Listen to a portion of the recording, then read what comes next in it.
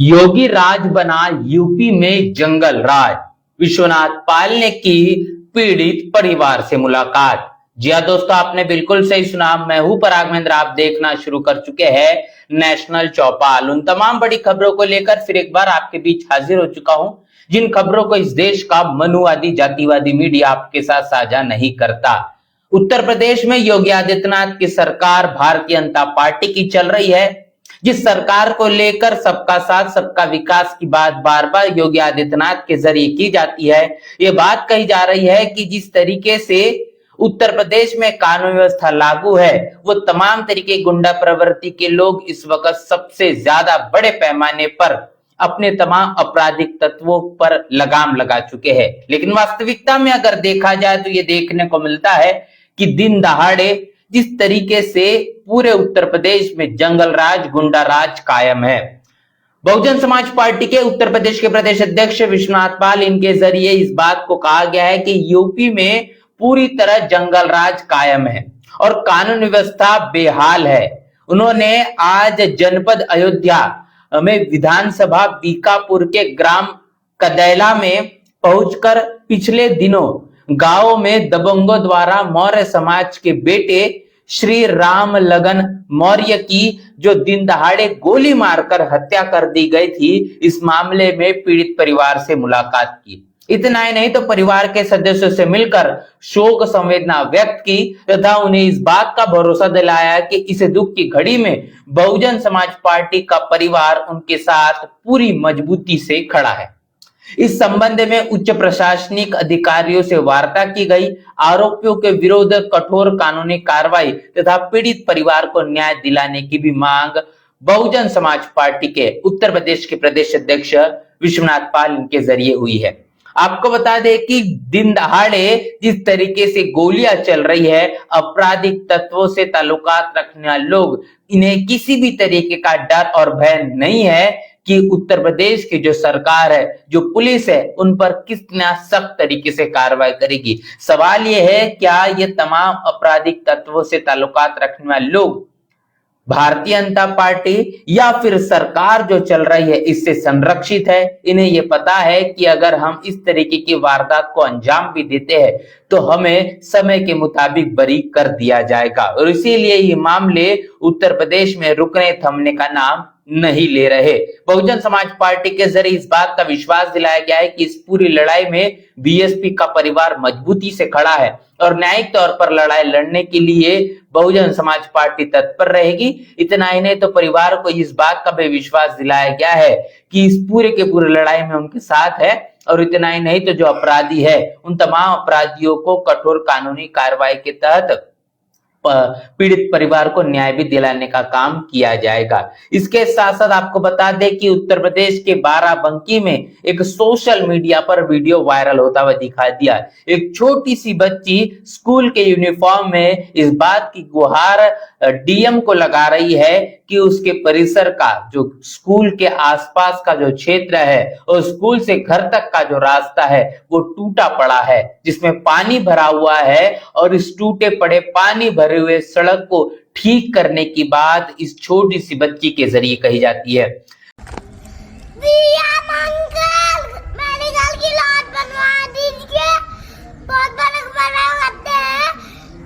हम डूब गए तो पानी भर जाता है।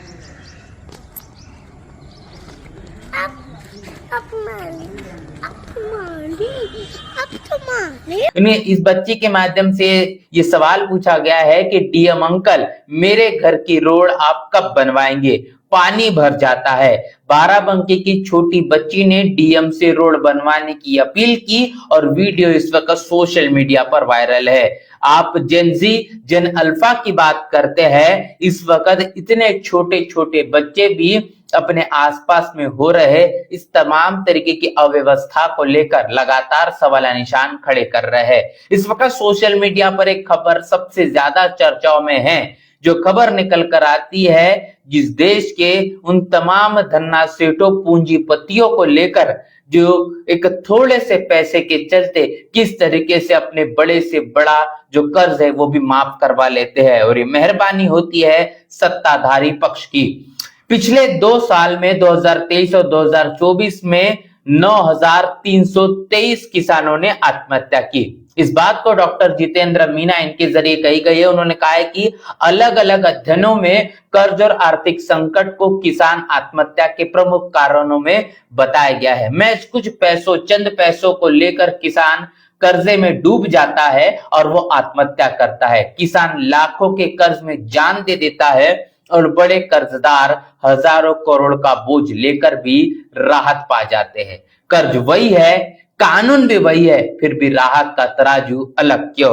आपको बता दूं कि तकरीबन 22,000 करोड़ का कर्ज सिर्फ 6.5 करोड़ रुपया, मतलब सिर्फ 6.5 करोड़ रुपए में रफा दफा कर दिया गया।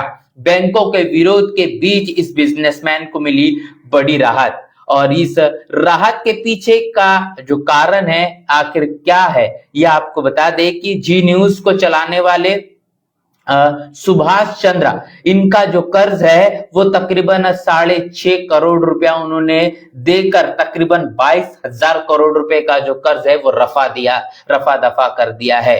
तो आप इस बात की कल्पना करिए कि यदि आप कोई लोन लेते हैं, जो उस लोन को तकरीबन चुकाने में आपको 10 लाख रुपए देने पड़ेंगे और अलग से उस पर आपको इंटरेस्ट देना होगा, लेकिन महज अगर आपको उसको चुकाने के लिए, उसको रफा दफा करने के लिए 10,000 रुपए अगर दे दिया जाए तो ये कितनी बढ़िया बात हो जाएगी। लेकिन ऐसा आपके साथ होता है या फिर नहीं? लेकिन इस देश के धन्ना सेठों, बड़े बड़े बिजनेसमैन के साथ निश्चित रूप से ऐसा होता है।